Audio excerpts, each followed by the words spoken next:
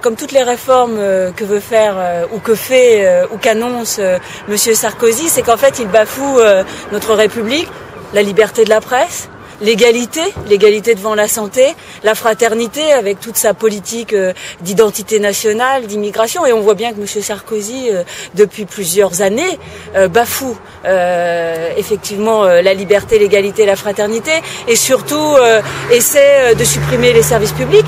On parle aujourd'hui du service public de l'audiovisuel, mais c'est le service public de la santé, c'est les services publics de proximité. Et donc je pense que, bien sûr, derrière cette réforme du service public de l'audiovisuel, on prend prétexte de cette réforme pour que les employés du service public de l'audiovisuel trouvent des conditions difficiles pour travailler, c'est plus de reportages avec moins de moyens, c'est toujours plus pour moins. En fait, c'est un peu le slogan de Monsieur Sarkozy, c'est travailler plus pour gagner moins. Moi, je regarde que les chaînes du service de l'audiovisuel public, en tout cas en ce qui concerne les actualités, les reportages, et je pense que c'est essentiel pour nous d'avoir ce service public de l'audiovisuel, ce service public de proximité, car ici on le voit bien en région.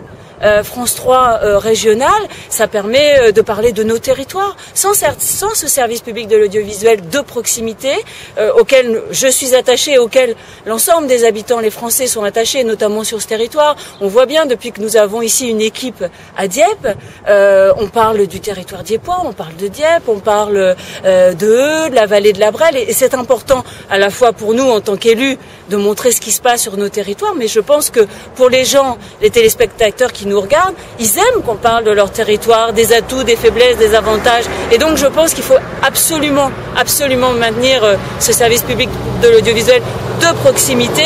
France 3 a cette chance, nous avons cette chance d'avoir cette chaîne de proximité.